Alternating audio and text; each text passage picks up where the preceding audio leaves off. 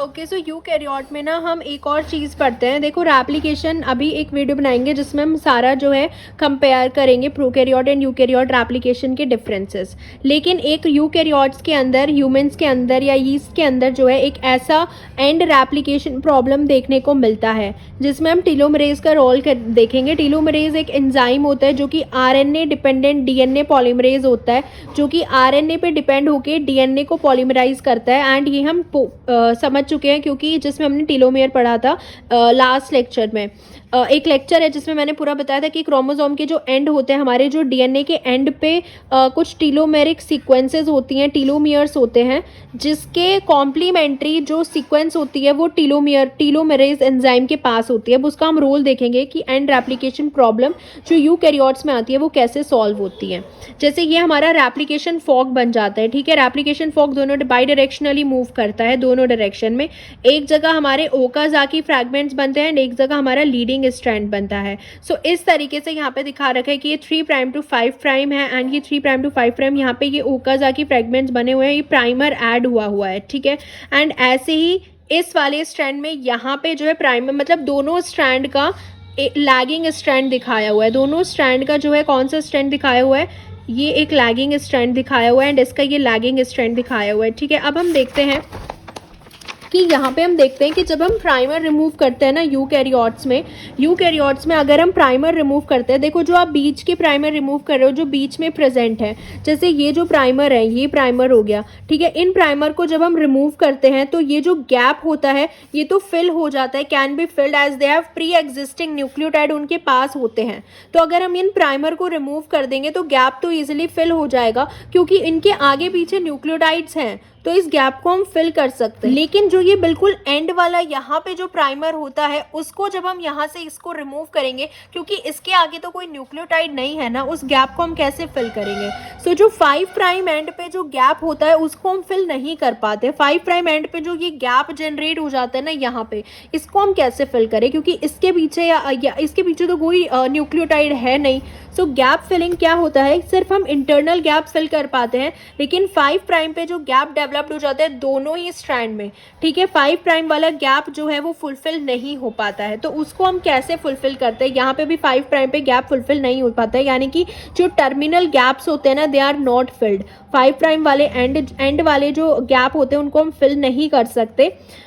देखो इस तरीके से समझो कि जैसे मैंने 2 स्ट्रैंड दिखाए हैं, ठीक है, और रेप्लिकेशन फोक हमारा इस डायरेक्शन में जा रहा है। तो रेप्लिकेशन फोक अगर इस डायरेक्शन में जा रहा है तो जो स्ट्रैंड नॉर्मली सिंथेसाइज हो रहा है यहाँ पे, ये हमारा डॉटर स्ट्रैंड बन रहा है, ठीक है, डीएनए का स्ट्रैंड बन रहा है और ये प्राइमर यहाँ पे लगा हुआ है, 3 प्राइम पे प्राइमर लगता है, तो ये लीडिंग स्ट्रैंड हुआ और ये प्राइमर हुआ 5 प्राइम वाला, ठीक है। ऐसे ही ये दूसरा स्ट्रैंड है जो कि ओकाज़ाकी फ्रैगमेंट बन रहा है, क्योंकि सिंथेसिस जो है वो इस डायरेक्शन में हो रही है, ऐसे सिंथेसिस हो रही है 5 प्राइम टू 3 प्राइम। तो ये ओवरऑल स्ट्रैंड बनेगा, इधर 5 प्राइम होगा एंड इधर 3 प्राइम होगा। इस तरीके से स्ट्रैंड हम देख चुके हैं कि ये कैसे बनते हैं बाई डायरेक्शनल में। मैं एक ही डायरेक्शन का भी दिखा रही हूँ। तो इसमें देखो कैसे होता है कि सपोज करो कि प्राइमर रिमूव हो जाए, अगर हम ये वाला प्राइमर रिमूव कर देते हैं, ये वाला प्राइमर अगर आप रिमूव कर दोगे तो यहाँ पे भी हमारे डीएनटीपीज हैं, यहाँ पे भी डीएनटीपीज है, तो ये इजीली जो है गैप फिल हो जाएगा, ठीक है, ये वाला गैप भी फिल हो जाएगा। अगर आप ये वाला प्राइमर रिमूव करोगे तो ये वाला गैप भी फिल हो जाता है, ठीक है। फिर आप ये वाला प्राइमर रिमूव करोगे, ये वाला गैप भी फिल हो जाएगा, क्योंकि दोनों साइड इसके क्या डीएनटीपीज है। लेकिन अगर हम ये 5 प्राइम वाला अगर प्राइमर रिमूव करते हैं, अगर ये एंड है इसका यहाँ पे, ठीक है, स्ट्रैंड का एंड है, तो ये गैप कैसे फिल होगा। अगर हम ये वाला प्राइमर रिमूव कर दें तो ये वाला गैप कैसे फिल होगा, क्योंकि यहाँ पे तो कोई न्यूक्लियोटाइड नहीं है ना। ऐसे आप यहाँ पे देखो कि अगर 5 प्राइम वाला ये जो प्राइमर हम रिमूव करते हैं प्राइमर, तो ये जो 5 प्राइम वाला प्राइमर जो हम रिमूव करते हैं, यहाँ पे इस साइड तो कोई न्यूक्लियोटाइड नहीं है, तो ये गैप कैसे फिल होता है। तो जो 5 प्राइम वाली साइड जो गैप होता है ना, टर्मिनल साइड जो गैप होता है वो फिल नहीं हो पाता है, टर्मिनल साइड वाला डॉटर स्ट्रैंड में। उसके लिए जो एंड रेप्लिकेशन प्रॉब्लम आती है उसमें हम देखते हैं कि टीलोमरेज कैसे हेल्प करता है।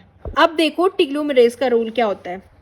पहले टीलोमेरेज के बारे में थोड़ा जान लेते हैं। वैसे मैं ऑलरेडी बता चुकी, बट फिर भी ये एक रिमार्केबल एंजाइम होता है। इसके अंदर मल्टीपल प्रोटीन सब यूनिट और आरएनए कंपोनेंट का मिलके बना हुआ होता है, ठीक है। इसलिए हम इसको राइबोन्यूक्लियोप्रोटीन भी होता है, क्योंकि इसके अंदर आरएनए भी होता है, प्रोटीन वाला पार्ट भी होता है, ठीक है। तो ये क्या होता है, it is a RNA dependent DNA polymerase होता है, यानी कि आरएनए को यूज़ करके ये क्या करता है, डीएनए को पॉलीमराइज करता है, डीएनए पॉलीमरेज है।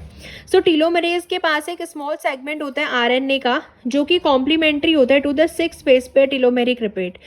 अब जो टेलोमेरिक रिपीट्स होते हैं वो हमें पता है कि डीएनए का जो एंड वाला पोर्शन होता है, यानी कि डीएनए का जो लास्ट पोर्शन होता है ना, वहाँ पे जो है कुछ टेलोमेयर के सीक्वेंस प्रेजेंट होते हैं, उसके कॉम्प्लीमेंट्री एक आरएनए का सेगमेंट होता है इसके पास, टेलोमेरेज के पास। So this allow it to recognise the telomere and remind it what sequence to be added to the parental DNA.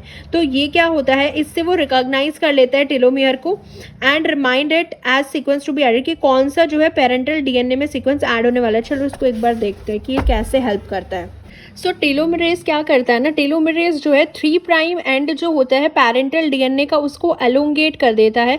The complementary strand can be filled in by the, फिर normal RNA priming होती है, उसके बाद elongation हो जाता है DNA polymerase का। देखो आओ इसको समझते हैं। सबसे पहले तो जो लीनियर क्रोमोसोम होता है यूकैरियोटिक में, जो क्रोमोसोम की हम बात करते हैं, उसके अंदर जो डीएनए होता है उसके एंड में कुछ टेलोमेरिक रिपीट्स होते हैं, हेक्सामेरिक रिपीट्स होते हैं, ये जी रिच होते हैं, ठीक है। जैसे ह्यूमन के अंदर TTA एंड GGG होता है, ये मैंने ऑलरेडी मेंशन किया हुआ है टेलोमेयर वाली वीडियो में, ठीक है, कि कैसे क्रोमोसोम्स के जो एंड होते हैं वहाँ पे टेलोमेयर प्रेजेंट होता है। क्या होता है, ये हमारा parental DNA 5 prime to 3 prime क्या है, this is our parental DNA 5 prime to 3 prime.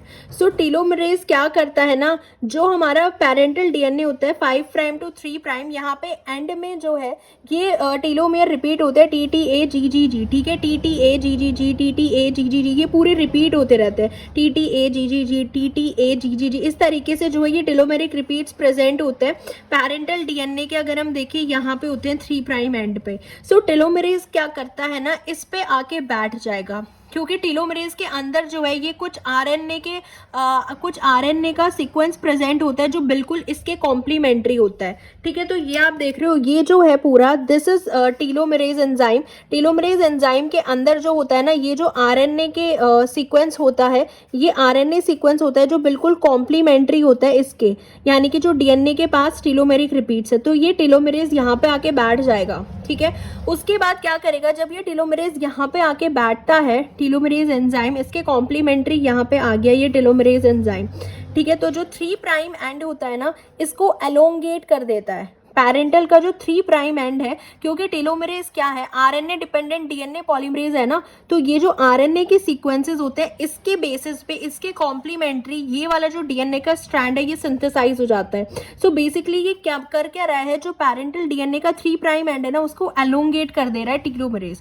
So telomerase क्या होता है, टेलोमेरेज क्या होता है, it is a RNA dependent DNA polymerase. इसके पास खुद ही कुछ आरएनए सीक्वेंसेस होती हैं जो कि कॉम्प्लीमेंट्री होती है डीएनए की, टेलोमेरिक डीएनए सीक्वेंस की, जो कि 3 प्राइम एंड को क्या कर देती है, एलोंगेट करने में हेल्प करती है। तो अब टेलोमेरेज ने क्या कर दिया, 3 प्राइम एंड को एलोंगेट कर दिया। अब ये हमारा जो 3 प्राइम एंड है, जो यहाँ तक था TAG तक था, इतना जो है ये एलोंगेट कर दिया है GG TTA GGC, ये यहाँ से यहाँ तक एलोंगेट हो गया। सो 3 प्राइम एंड जो है हमारा अब एलोंगेट हो गया। अब इसके बाद देखते हैं ये कैसे हेल्प करता है। देखो पैरेंटल डीएनए का जैसे ही 3 प्राइम स्ट्रैंड एलोंगेट हुआ, 3 प्राइम स्ट्रैंड एलोंगेट हुआ पैरेंटल डीएनए का, ठीक है, उसके बाद हमें क्या करना होता है, ये हमारा वो वाला स्ट्रैंड है, क्योंकि ये यहाँ पे खत्म हो रहा था, उसके मतलब यहाँ पे जो है प्राइमर हमने रिमूव किया था, प्राइमर रिमूव करने के बाद यहाँ पे ये गैप फिल कैसे होगा, ये हमारा क्वेश्चन था, है ना। 5 प्राइम पे जो गैप फिलिंग है वो कैसे होती है प्राइमर को रिमूव करने के बाद। तो यहाँ पे गैप फिल करने के लिए हम जो उसके ऑपोजिट 3 प्राइम स्ट्रैंड होता है पैरेंटल डीएनए का, 3 प्राइम स्ट्रैंड एलोंगेट कर देते हैं।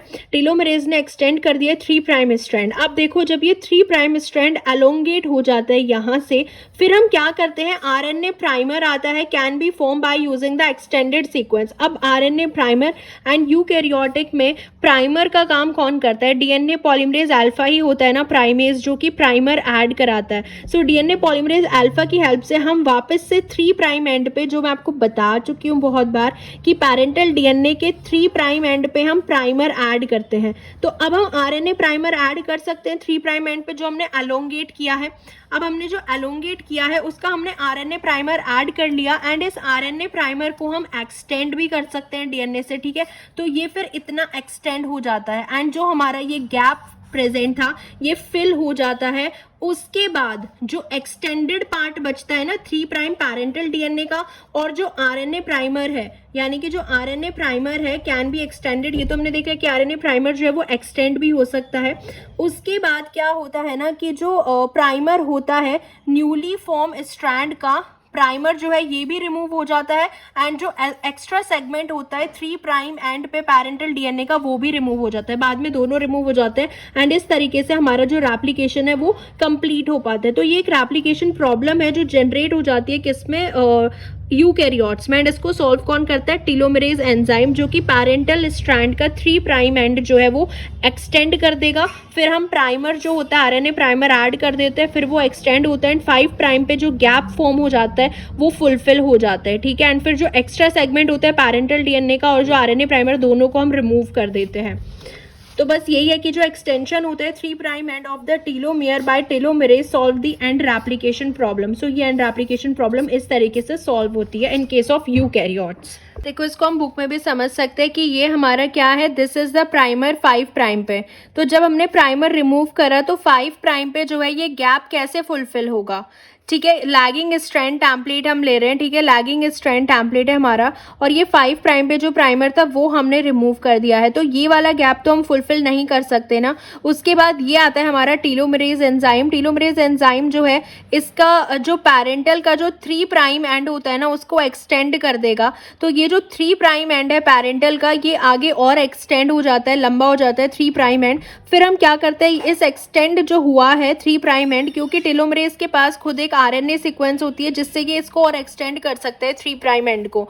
सो 3 प्राइम एंड और एक्सटेंड हो जाता है। उसके बाद हम यहाँ पे प्राइमर ऐड करके इसको पूरा सिंथेसाइज कर सकते हैं, देन जो एक्सटेंडेड पार्ट है और जो प्राइमर है उसको रिमूव कर देंगे। इस तरीके से डीएनए पॉलीमरेज वापस से सिंथेसाइज कर लेते हैं, ठीक है। तो वही है जो मैंने बताया है।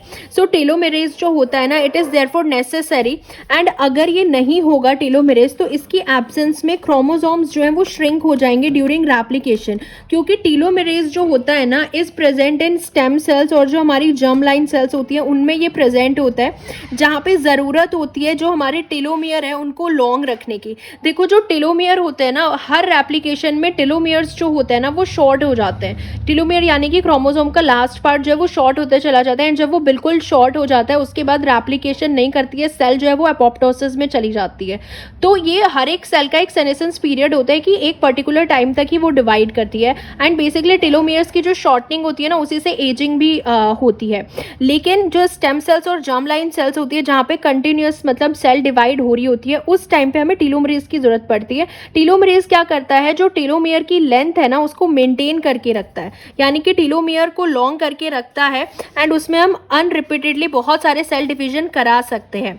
और लेकिन ज़्यादातर सोमैटिक सेल में जो टेलोमेरेज का नंबर होता है ना वो काफ़ी कम होता है, बहुत ही लो लेवल पे होता है। तो यानी कि जो लेंथ होती है टेलोमियर की वो मतलब कम होती चली जाती है कुछ जो सेल्स होती हैं।